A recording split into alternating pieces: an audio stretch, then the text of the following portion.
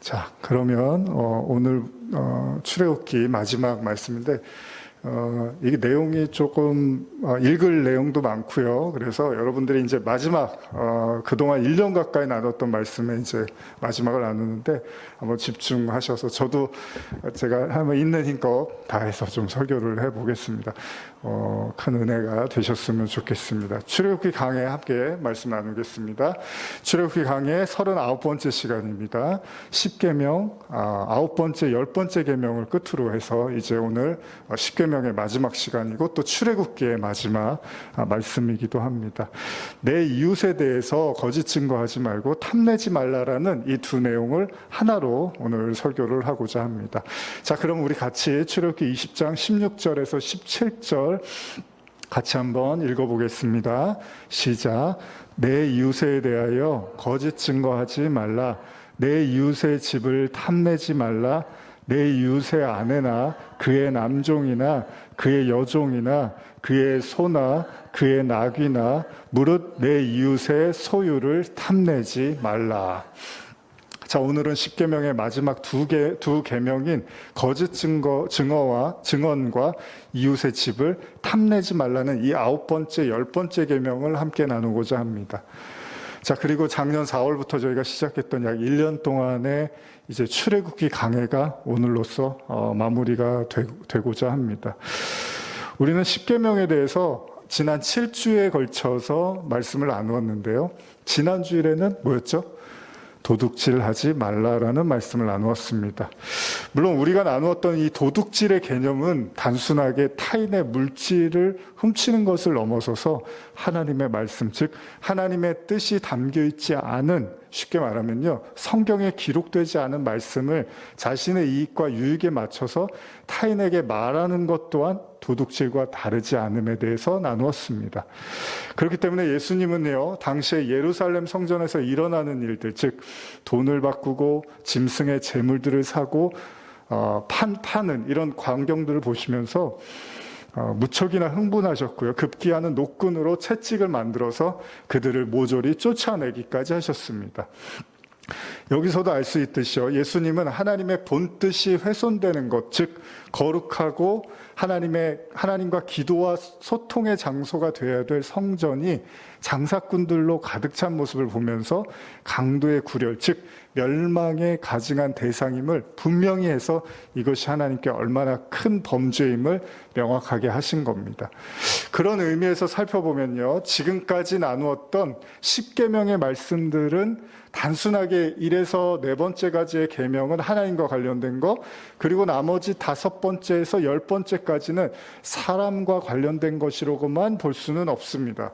왜냐하면요, 결국 부모 공경, 간음, 살인, 도둑질에 이르기까지요, 이런 계명에서도 하나님과의 관계가 내포되어 있기 때문입니다. 어떤 말씀인지 아시죠? 부모 공경, 간음, 살인도 나중에 따지고 보면 사람과 사람과의 관계만이 아니라 하나님과의 관계, 도둑질에서도 그렇잖아요. 하나님의 말씀을 자기 멋대로 얘기하면 그게 도둑질이라고 했으니까 10계명은 다 하나님과 관계된 것이라고 볼 수 있다는 겁니다. 근데 결국 모든 계명은 하나님 사랑, 이웃 사랑이라고 말씀하신 예수님의 말씀처럼 이 둘은 긴밀하게 연관되어 있다는 겁니다. 오늘 우리는요, 그 마지막 시간으로 이웃에 대한 거짓 증거와 아울러서 이웃의 것을 탐내는 탐심과 관련해서 그 말씀을 나누고자 합니다. 9번째 계명인 이웃에 대한 거짓 증언은요, 단순한 거짓말의 의미만을 가지고 있는 것이 아닌 듯합니다. 물론 거짓 증언 역시 거짓말임에는 틀림이 없습니다. 근데 거짓 증언이라는 거는 어떤 사람에 대한 증언을 하는 거잖아요. 그래서 상대방을 궁지로 몰고 가는 일종의 법정에서의 행동 양식을 의미하고 있기 때문입니다. 거짓말은 나쁜 겁니다, 물론. 근데 사람들은요, 때때로 좋은 의미에서도 거짓말을 하고요, 나쁜 의미에서도 거짓말을 하고 삽니다. 어쨌든 간에 거짓 증언과 관련된 구약의 말씀을 한번 읽어보고자 합니다. 좀 긴데요, 한번 같이 천천히 읽어볼까요? 신명기 19장 15절에서 21절입니다. 신명기 19장 15절에서 21절입니다. 시작. 사람의 모든 악에 관하여 또한 모든 죄에 관하여는 한 증인으로만 정할 것이 아니요 두 증인의 입으로나 또는 세 증인의 입으로 그 사건을 확정할 것이며 만일 위증하는 자가 있어 어떤 사람이 악을 행하였다고 말하면 그 논쟁하는 쌍방이 같이 하나님 앞에 나아가 그 당시의 제사장과 재판장 앞에 설 것이요 재판장은 자세히 조사하여 그 증인이 거짓 증거하여 그 형제를 거짓으로 모험한 것이 판명되면 그가 그의 형제에게 행하려고 꾀한 그대로 그에게 행하여 너희 중에서 악을 제하라. 그리하면 그 남은 자들이 듣고 두려워하여 다시는 그런 악을 너희 중에서 행하지 아니하리라. 내 눈이 극률이 여기지 말라. 생명에는 생명으로, 눈에는 눈으로, 이에는 이로, 손에는 손으로, 발에는 발로이니라. 그렇습니다. 지금 읽은 본문은요, 오늘의 계명을 좀 더 구체적으로 설명해 주고 있는데요. 그건 일종의 모함과 관련된 증언에 대해서 이야기하고 있습니다. 그러니까 어떤 사건에 대해서 증언을 하는데 그 증인이 누군가를 모함하기 위해서 거짓을 말하게 되면 이에 대해서 성경은 엄벌을 하겠다고 말하고 있는 겁니다. 제가 현대어 성경으로 지금 읽은 본문 18절에서 21절 한 번 더 읽어드릴게요. 그러면 그 최고 재판관들은 그 문제를 철저하게 살펴보고 만약 그 증인이 일부러 거짓으로 다른 사람에게 죄를 덮어 씌우려 한 것이 판명되거든 그가 자기 동족에게 입히려고 하였던 바로 그 형벌을 그에게 내리십시오. 이렇게 하여 이스라엘에서 악행을 척결하십시오. 그리고 그 거짓 증인이 처벌된 소식을 온 이스라엘에 알리십시오. 그러면 모두 두려워서 더 이상 그런 악행을 저지르는 사람이 없을 것입니다. 여러분은 죄인을 불쌍히 여기어 살려두어서는 안 됩니다. 이게 되게 중요한데요. 죄인을 불쌍하다고 살려둬서는 안 된대요. 언제나 생명은 생명이요, 눈은 눈으로, 이는 이로, 손은 손으로, 발은 발로라는 원칙에 따라서 죄인을 철저히 처벌하십시오. 성경에 지금 나와 있는 얘기입니다. 제가 방금 마지막에 읽은 구절이 좀 인상적인데요. 성경은 죄인을 불쌍히 여기지 말라고 하고 있습니다. 우리가 잘 아는 내용이죠. 눈에는 눈, 이에는 이. 이 구절이 지금 여기에 등장을 하고 있는데 만일 누군가가 자신을 모함하기 위해서 거짓을 퍼뜨린다면 그 누구도 참기 쉽지 않습니다. 여러분들에 대한 거짓말을 누군가 막 하고 다닌다면 일부러 그걸 참는 게 쉽지 않잖아요. 여러분 누군가를 모함한다는 건 그를 위기에 빠뜨리기 위한 것입니다. 여기서 모함이라는 건요 사전적 의미에서 나쁜 꾀를 써서 타인을 어려움에 빠뜨리는 것을 우리가 이제 모함이라고 사전에 나와 있는데 이 지어서 내는 거잖아요, 말을. 진짜 있는 얘기가 아니라 지어서 그 사람에 대해서 안 좋은 얘기를 막 하면서 그 사람이 비난받도록 하는 그런 행위를 모함이라고 합니다. 우리가 잘 아는 성경의 인물 중에 요셉의 경우가 그렇습니다. 요셉이요, 애굽에 팔려갑니다. 형들에 의해서 애굽에 팔려가서 보디발 장군의 집에서 하인으로 일을 하는데 그때 굉장히 커다란 모함을 당합니다. 그게 뭐냐면 그 보디발 장군의 아내가요, 요셉의 얼굴이 잘생겼나 봐요. 성경에도 용모가 뛰어났다고 하는데 그러다 보니까 수차례 그 여인이 요셉에게 잠자리를 동침할 걸 요구를 합니다. 이때 요셉이 이것을 단호하게 거절을 합니다. 결국은 그 여인이요, 화가 나서 자기의 청을 받아들이지 않자 그 요셉에게 그 모함을 뒤집어 씌웁니다. 바로 요셉이 자기를 겁탈할 것처럼 했다라고 사람들한테 이야기해서 요셉이요, 이것 때문에 감옥에 가게 되는데 거의 2년 가까운 시간을 감옥에 있게 됩니다. 여러분, 크던 작던 있지도 않은 일을 거짓으로 부풀려서 다른 이들에게 말하면 너무 억울하잖아요. 사실 이 거짓 증언과 관련해서 예수님도 참 많은 피해를 보셨습니다. 사실 예수님의 사역에는요, 항상 이 모함이 있었습니다. 모함. 어디를 가든 사람들이 예수님을 모함할 준비를 하고 있었어요. 신약 성경을 보면요, 당시 종교 지도자들은 예수님의 행정에 대해서 크게 못마땅하게 여김으로써 그의 허점을 계속 찾아내고자 부단히 노력을 합니다. 결국은 마땅한 죄가 없다 보니까 이제 거짓말을 하면서 예수님을 모함을 하는 거예요. 이것도 한번 읽어볼까요? 마태복음 26장 59절에서 65절인데요. 한번 같이 천천히 예수님의 모함에 대한 이야기입니다. 읽어보겠습니다. 대제사장들과 온 공회와 예수를 죽이려고 그를 칠 거짓 증거를 찾음에 거짓 증인이 많이 왔으나 얻지 못하더니 후에 두 사람이 와서 이르되 이 사람이 말이 내가 하나님의 성전을 헐고 사흘 동안에 지을 수 있다 하더라 하니 대제사장이 일어서서 예수께 묻되 아무 대답도 없느냐 이 사람들이 너를 치는 증거가 어떠하냐 하되 예수께서 침묵하시거늘 대제사장이 이르되 내가 너로 살아계신 하나님께 맹세하게 하노니 내가 하나님의 아들 그리스도인지 우리에게 말하라.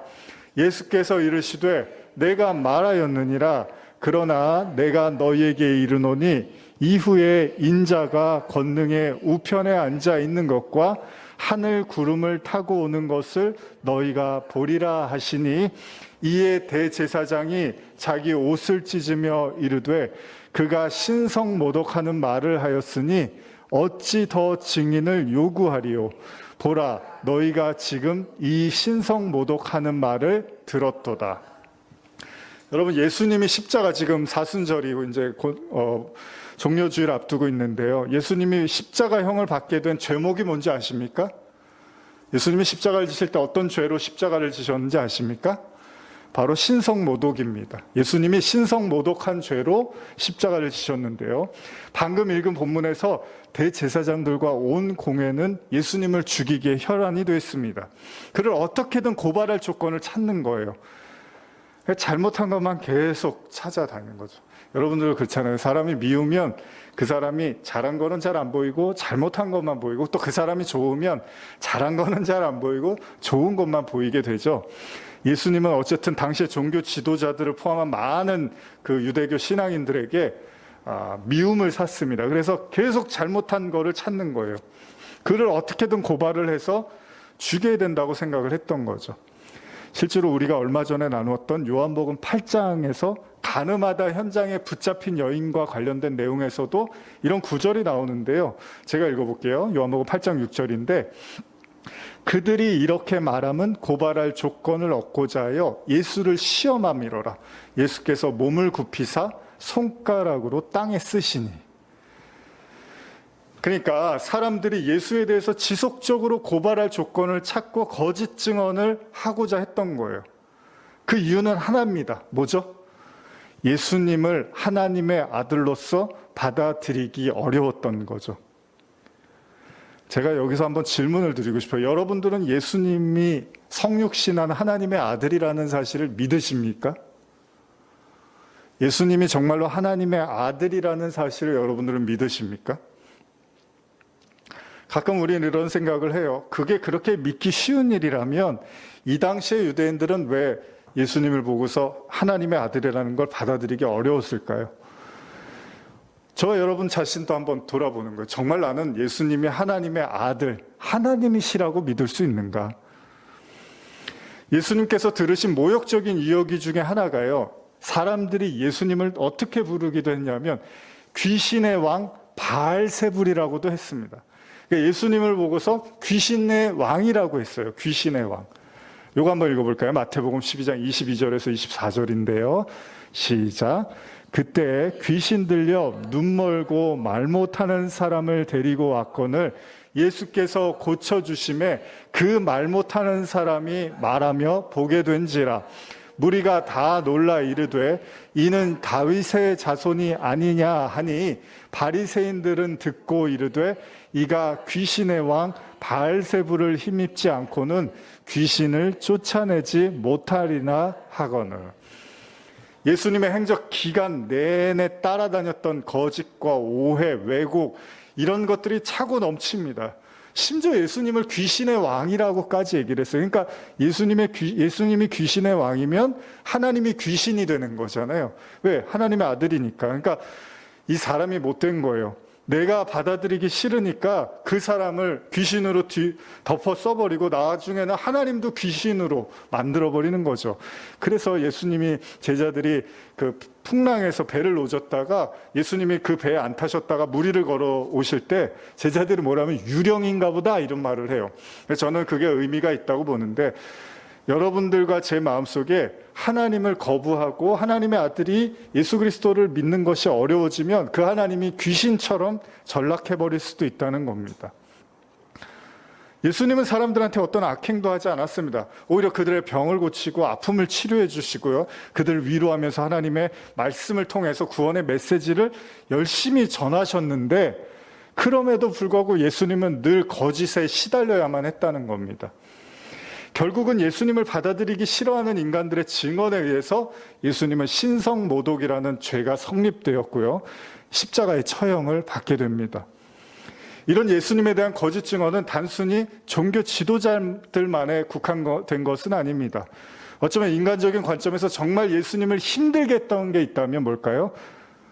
바로 자기를 팔아넘긴 사람이 다른 사람이 아니라 자신의 제자였던 가룟 유다였고요, 예수님을 사랑한다고 자처하면서 세상 끝날까지 예수님을 수호하겠다고 장담했던 애제자 베드로 역시도 예수님의 위기의 순간에 예수님을 저주해버리고 도망쳐버렸다는 거예요.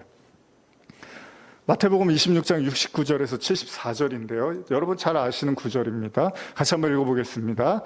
베드로가 바깥 뜰에 앉았더니 한 여종이 나와 이르되 너도 갈릴리 사람 예수와 함께 있었도다 하거늘 베드로가 모든 사람 앞에서 부인하여 이르되 나는 내가 무슨 말을 하는지 알지 못하겠노라 하며 앞문까지 나아가니 다른 여종이 그를 보고 거기 있는 사람들에게 말하되 이 사람은 나사렛 예수와 함께 있었도다 하매 베드로가 맹세하고 또 부인하여 이르되 나는 그 사람을 알지 못하노라 하였더라. 조금 후에 곁에 섰던 사람들이 나와 베드로에게 이르되 너도 진실로 그 도당이로다. 내 말소리가 너를 표명한다 하거늘 그가 저주하며 맹세하여 이르되 나는 그 사람을 알지 못하노라 하니 곧 닭이 울더라. 물론 베드로가 이 예수님이 십자가를 지러 갈 때 이런 말을 한 것을 우리는 어느 정도 이해할 수는 있습니다. 왜냐하면 잡혀가니까, 예수님을 안다고 하면 자기도 잡혀가고 자기도 죽을 수 있으니까 예수님을 모른다고 할 수 있습니다. 그런데 예수님의 입장에서는 최소한 십자가를 져야 되는, 어떻게 보면 예수님한테 가장 힘든 시간이었는데 예수님은 모두에게 월면을 당하였다는 겁니다. 성경에 보면요, 바울의 로마서에 대한 인간의 그 모습을 보면 이런 표현이 있는데요. 이것도 한번 읽어볼까요? 로마서 3장 4절 시작. 그럴 수 없느니라 사람은 다 거짓되되 오직 하나님은 참되시다 할지어다. 기록된 바 주께서 주의 말씀에 의롭다함을 얻으시고 판단받으실 때 이기려 하심과 함과 같으니라. 여러분들도 동의하실 수 있습니까? 제가 그 고난주간도 그렇지만은 이 베드로 설교가 되게 중요하거든요. 이 베드로는 예수님을 정말 사랑했던 사람이잖아요. 예수님을 위해서 자기의 목숨도 다 버릴 수 있는 사람처럼 예수님을 따라다녔단 말이에요. 그런데 정작 예수님이 십자가를 져야 되는 그 순간에 베드로는 사실은 가룟 유다 못지않게 예수님을 저주하고 비난하고 자기 살 길을 찾기 위해서 거짓 증언을 하게 된다는 겁니다. 근데 이 모습을 보면서 그래, 저런 놈도 있구나, 예수님 주변에는 이런 놈도 있고 저런 놈도 있구나라고 생각하실 수도 있지만, 제가 보는 성경의 관점은 모든 인간이 베드로와 다르지 않다라는 거죠. 그래서 로마서 3장에서 바울도 이런 말을 하는 거예요. 그러니까 우리가 의리를 지키고 싶어요. 예수님의 십자가라는 앞에서 의리도 지키고 싶고 예수님을 위해서 목숨도 바치고 싶고 모든 걸 할 수 있을 것 같은데, 하나님의 눈에는 인간은 결국은 십자가 앞에서는 도망치고 부인하고 자기 자신을 드러내게 될 수밖에 없다는 겁니다. 여러분들도 동의하실 수 있습니까? 사람이 다 거짓되대요, 성경에서. 안타깝지만요, 이것은 인간에 대한 성경의 증언입니다. 지금 바울이요, 이게 그냥 기분이 나빠갖고, 오늘따라 그냥 기분이 안 좋아. 사람들은 다 거짓돼. 이렇게 쓴 게 아니라 진짜로 자기가 하나님을 깊이 믿어보고 인간에 대해서 보니까 인간이 다 거짓되다는 겁니다. 이렇게 바울이 고백을 하는데, 그렇다면 예수님은 이런 인간의 속성을 몰랐을까요? 그렇지 않았겠죠. 요한복음에 보면요, 이런 구절이 나오는데 이건 제가 현대어 성경으로 읽어드릴게요. 2장 23절, 24절 보시면 예수님에 대한 이런 얘기가 나와요. 예수께서 유월절 동안, 축제 동안 예루살렘에서 많은 이적을 행하시는 것을 본 사람들은 예수야말로 메시아이시라는 사실을 믿었으나 예수께서는 그들을 신임하지 않으셨다. 그것은 누가 예수께 말씀드리지 않아도 예수께서는 인간의 마음을 너무도 잘 알고 계시기 때문이다. 자, 그러면 예수님이 인간의 거짓된 마음을 잘 알고 계셨다는 거잖아요. 그래서 예수님이 우리가 생각하는 것만큼 사람 때문에 그렇게 힘들지는 않으셨다는 겁니다. 여러분들 중에도 이제 그런 분들 계시잖아요. 산전수전 다 겪어보면 사람에 대해서 잘 알게 되잖아요. 또 사람 많이 만나보신 분들은 사람에 대해서 잘 아시잖아요. 그러면 어떻죠? 별로 기대를 안 하게 되고 또 사람의 마음이라는 게 뻔하다는 걸 알게 되잖아요. 그런데 하물며 사람도 그런데 예수님이 볼 때 인간의 마음을 너무나 잘 아시니까 사실은 예수님이 가룟 유다가 자기를 팔 때 베드로가 자기를 모른다고 3번 저주하고 이럴 때도 예수님이 우리가 생각하는 것만큼 그렇게 인간적인 고뇌와 고통을 느끼셨던 것 같지는 않습니다. 왜? 인간은 거짓되다는 걸 예수님은 너무나 잘 알고 계셨다는 거죠. 그래서 예수님이요, 산상수훈 팔복에서 이런 말씀을 하시는데 이거 한번 읽어볼게요. 마태복음 5장 11절 12절입니다. 시작.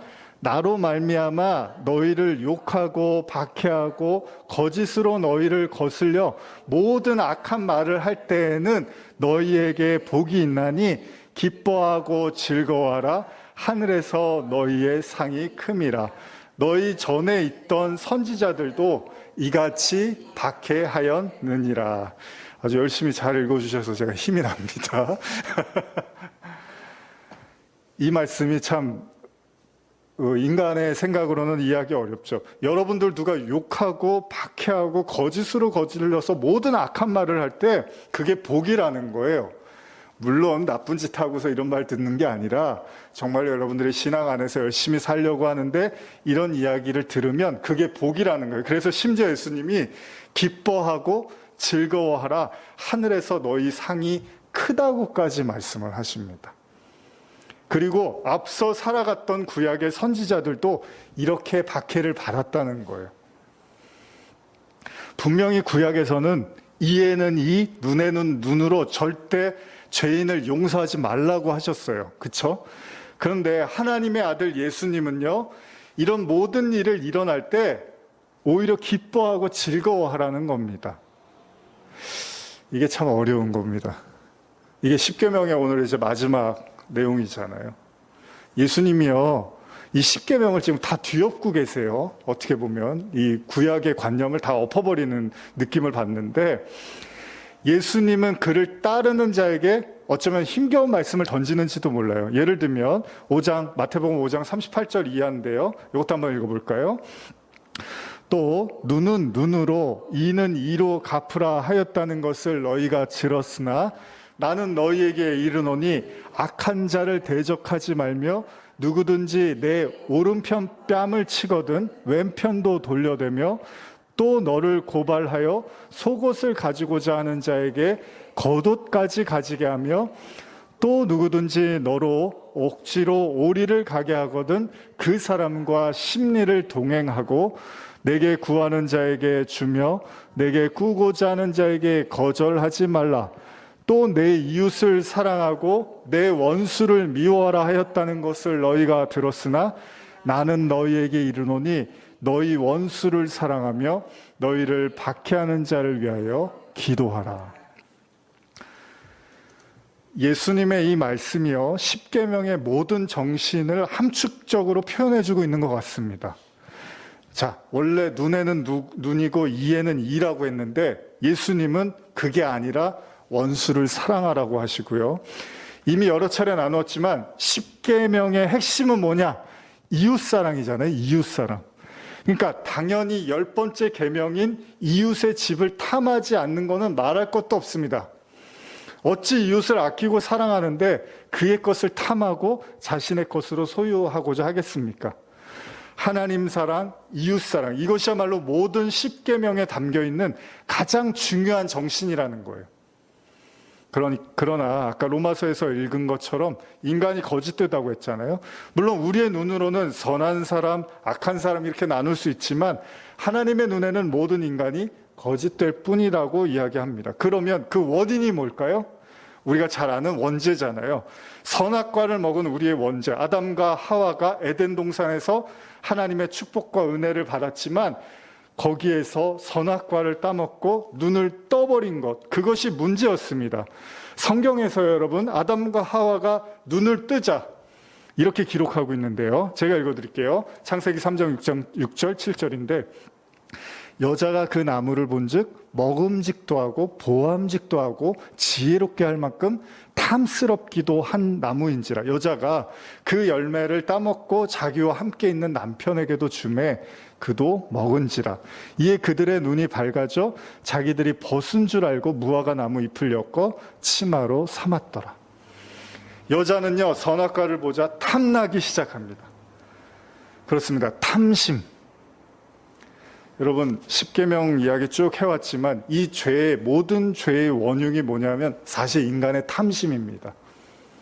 엄밀히 말하자면요, 선악과는 하나님께서 금하신 거였습니다. 하나님이 먹지 말라고 한 거였는데 그건 하나님의 영역이지 인간의 영역이 아니라는 거예요. 그러니까 선을 넘는 거잖아요.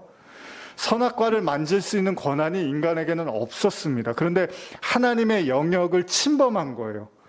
하나님의 영역을 탐하게 된 겁니다. 아버지가, 어머니가, 부모님이 이거 만지지 말아라, 이거 절대로 손대서는 안 돼, 이렇게 얘기하시기도 하잖아요.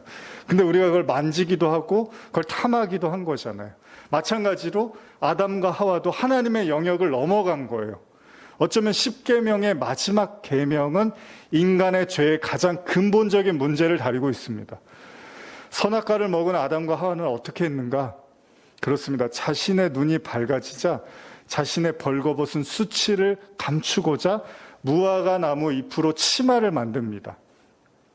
여기서 우리는 지금까지 10계명을 나누면서 이것이 단순한 율법적인 측면, 그러니까 반드시 지켜야 된다, 그렇지 않으면 처벌받는다는 식의 차원으로 이해하는 것을 넘어야 될 이유가 있다는 겁니다.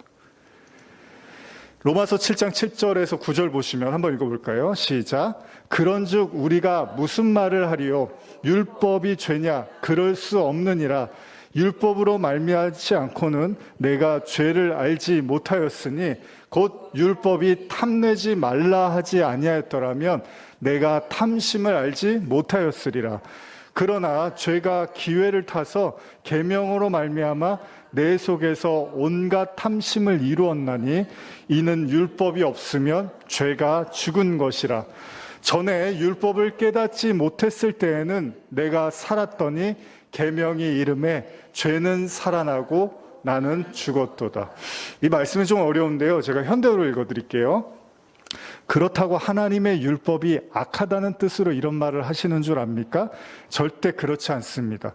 율법 그 자체가 나쁜 것은 아닙니다. 그러나 내게 죄를 알게 한 것이 율법입니다.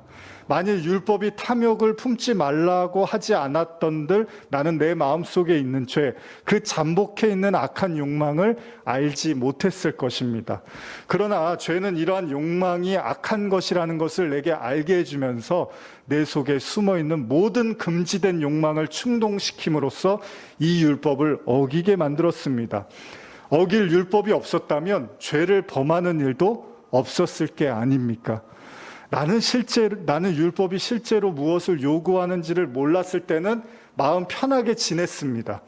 그러나 진리를 알았을 때 나 자신이 율법을 어긴 자이며 죽음을 선고받은 죄인이라는 것을 알게 되었습니다. 어떤 의미인지 아십니까? 율법이라는 것을 통해서 인간이 자기 안에 있는 탐심과 죄를 깨닫게 되더라는 겁니다. 우리가 이것과 관련된 로마서의 또 다른 말씀이 있는데요. 이 말씀도 한번 읽어보겠습니다. 로마서 3장 19절에서 20절인데요. 시작. 우리가 알거니와 무릇 율법이 말하는 바 율법 아래에 있는 자들에게 말하는 것이니 이는 모든 입으로 막고 온 세상으로 하나님의 심판 아래 있게 하려 함이라. 그러므로 율법의 행위로 그의 앞에 의롭다 하심을 얻을 육체가 없나니 율법으로는 죄를 깨달음이니라. 바리새인 중에 바리새인이었던, 유대인 중에 유대인이었던, 그래서 다른 사람보다도 더더욱 율법을 잘 지키고 목숨까지 걸고 그렇게 유대인으로 살고자 했던 바울이요, 다메섹 도상을 향해서 예수님을 믿는 사람을 핍박하려고 다메섹 도상을 가던 중에 예수의 영을 만납니다. 빛을 봅니다. 그리고 예수님이 말씀하십니다. 네가 핍박하는 예수다 내가. 그러자 바울이 충격을 받죠. 자기는 하나님을 위해서, 하나님의 영광을 위해서 하는 일이라고 생각했는데 예수님은 그게 아니라고 하십니다. 그리고 그는 회심을 합니다.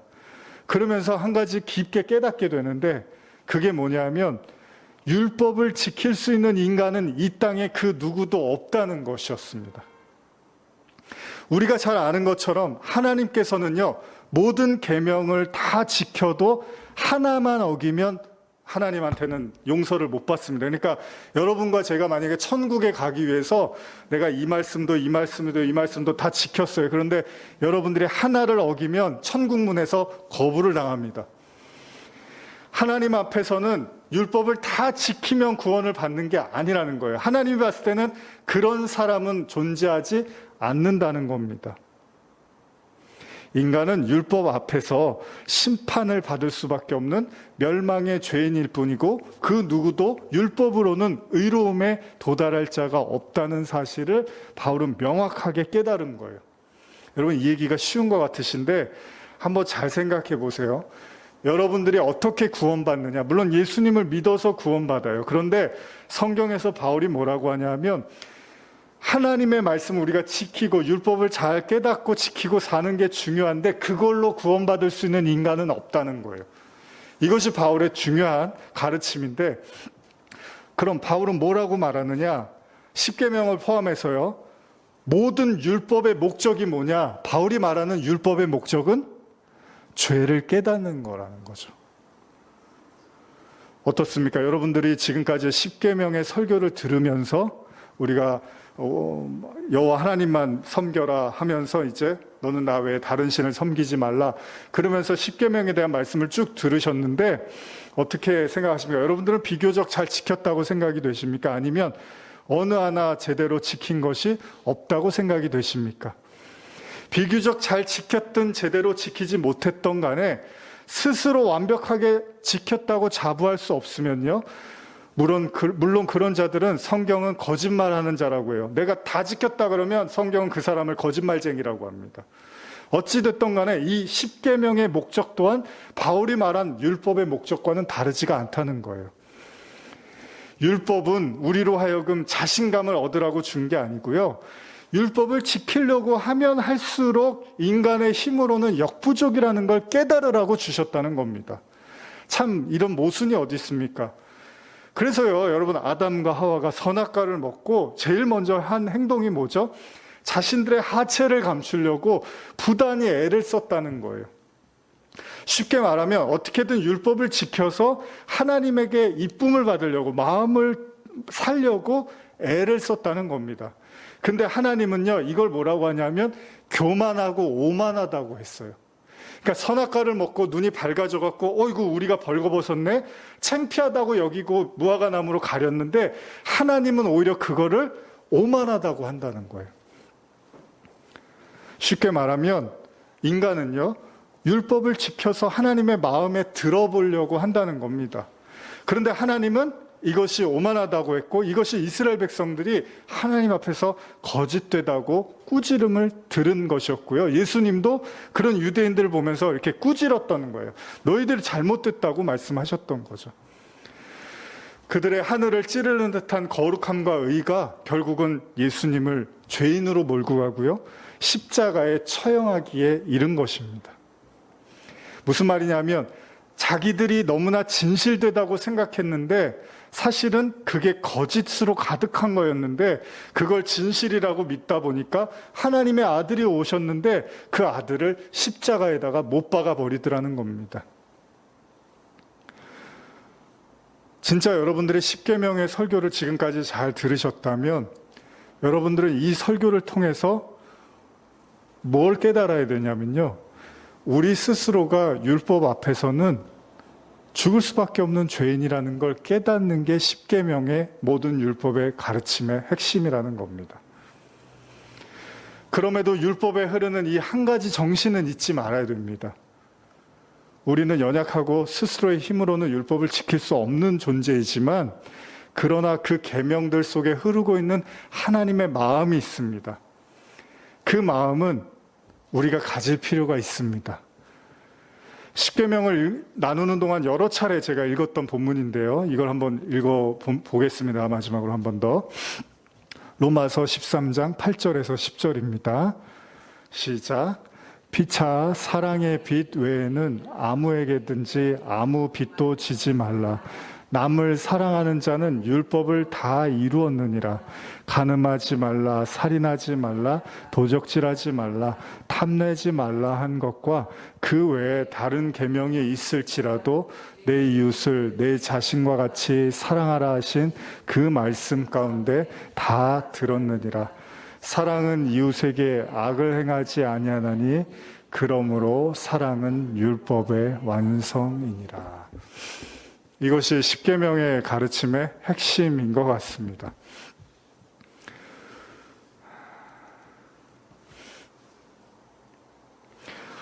오늘 우리가 그동안에 나눴던 출애굽기의 말씀을 시작으로 십계명에 이르기까지 지난 39번에 걸쳐서 말씀들을 우리가 듣고 배워왔는데요.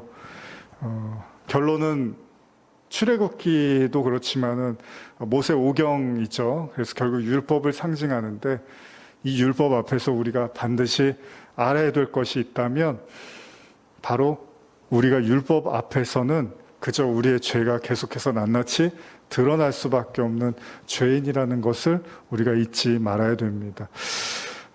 이제 우리가 사순절 기간 그리고 고난주간을 앞두고 있는데 저도 이제 예배를 준비하고 설교를 준비하면서 그런 생각을 합니다.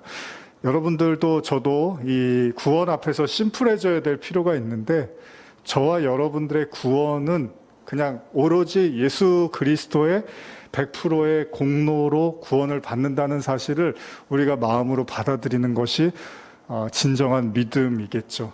그러니까 잘 한번 생각해 보세요. 인간은 그 바람에 나는 갈대처럼 이렇게 좌로나 우로나 흔들리기도 하고 우리 생각도 우리 마음대로 잘 조절이 되지 않을 때가 많습니다. 우리가 어떤 것을 이렇게 마음 먹고 뭘 하려고 해도 금방 지풀에 꺾이기도 하고 인간이라는 존재는 사실은 굉장히 나약하기도 한 존재죠. 근데 그런 걸 통해서 우리가 뭘 배워가냐 하면 그래서 내 힘으로 신앙생활하고 구원받고 하는 것이 어렵겠구나라는 걸 이제 알아갈 때 예수님 믿는 거, 예수님이 나를 도우시고 예수님을 내가 믿는 거 외에는 나에게는 어떤 신앙의 자부심, 능력, 의라고 말할 수 없겠구나라고 생각을 하는 거죠. 그것이 여러분과 제 마음속에 자리 잡고 있다면 어떤 하나님의 말씀 앞에서도 결국 예수 그리스도로 말미암아 우리가 구원받게 된다는 사실을 인정하고 또 그 속에서 구원의 열매를 맺을 줄 압니다. 마지막으로 제가 그 6월절 어린 양의 피 이야기를 드리면서 마치고 싶어요. 출애굽기에도 나온 거지만 6월절이 성경에서 굉장히 중요한 위치를 갖고 있잖아요. 여러분, 이스라엘 백성들이 애굽에서 탈출할 때 마지막 가장 중요한 시점에 하나님이 명령하셨던 게 뭐죠? 그 문설주에다가 각 집의 문설주에다가 어린 양의 피를 바르라는 거였죠. 어린 양의 피를 발라서 그 피를 바른 집은 살아나는 거고요. 그 피를 바르지 않으면 하나님의 심판이 임하는 겁니다. 이것이 구원의 메커니즘입니다. 여러분과 저의 공로나 여러분과 제가 사실 어제도 제가 이제 아프면서 뭐 그런 생각을 좀 기도하면서 느꼈는데 사실 인간의 삶이라는 게 뭐 굉장히 중요하고 대단한 일들의 연속인 것 같지만, 이제 어르신들 시간 지나시면 더 느끼시지만은 사실 이렇게 다 지나가는 일들이죠. 그러니까 별일들이 아닌 것들이 있는데 우리가 거기에 이렇게 굉장히 매여서 살기도 하고 이게 되게 중요하다고 생각하기도 하고 그러는데, 삶을 이렇게 지나가다 보면 다 별일들이 아니죠. 대단한 일들도 없고 그렇게 뭐 엄청난 일들도 아닌데 우리가 거기에 마음을 많이 뺏기고 사는데, 하나님은 여러분들이 어떻게 살아왔느냐를 보고서 구원하시는 게 아니라 여러분들이 예수를, 그 공로를 믿고 인정하느냐를 보고 구원하시는 거지, 여러분들의 무슨 말을 했고 무슨 행동을 했고 어떻게 살아왔느냐가 여러분들의 구원의 결정이 아니라는 겁니다. 어린 양의 피를 문설주에 바른 그 자체가 여러분들에게 구원이 되는 거지, 다른 것으로 하나님이 여러분들의 구원을 판단하지 않는다는 겁니다. 지금까지 우리의 삶을 다 내려놓고 우리가 예수 그리스도의 보혈을 의지할 수 있다면 하나님은 그것만으로 충분히 우리를 받아주신다는 겁니다. 그 그리스도의 피, 그리스도의 의, 그리스도의 능력만이 여러분들의 구원의 전부임을 믿고 고백하시며 이렇게 이제 출애굽기의 모든 시간을 마치고자 합니다. 기도하시겠습니다. 하나님 아버지, 결국은 모든 것은 예수로 시작하여 예수로 끝이 납니다. 우리가 그동안에 나누었던 수많은 말씀들, 결국 예수의 피, 예수의 은혜, 예수의 의, 예수의 사랑 외에는 어떤 것도 우리가 해답이 될 수 없음을 고백합니다. 우리가 살아온 삶이 중요한 것 같고 우리가 했던 말들과 행동도 중요한 것 같지만 사실 그것이 우리의 구원을 판가름하지는 못합니다. 하나님이 보시는 것은 문설주에 바른 어린 양의 피였지, 그 사람이 어떻게 살아왔고 무슨 말을 했고 어떤 행동을 했는지를 보시는 게 아닙니다.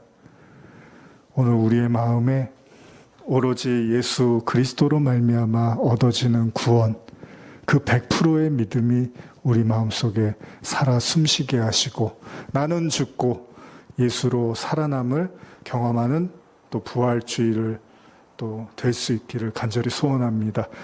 예수님의 이름으로 축복하며 기도합니다. 아멘. 지금은 우리 주 예수 그리스도의 은혜와 하나님 아버지의 사랑과 성령의 교통하심이 지난 1년 가까운 출애굽기 말씀을 또 듣고 웃고 또 울고 기도하며 애통했던 지난 날들을 돌아보며 오직 예수 그리스도의 피, 오직 예수 그리스도의 의 외에는 어떤 것도 우리의 구원의 조건이 될 수 없음을 믿고 시인하고 인정하며 고개 숙인 모든 성도들 머리 위에 지금부터 영원히 함께 있을지어다. 아멘.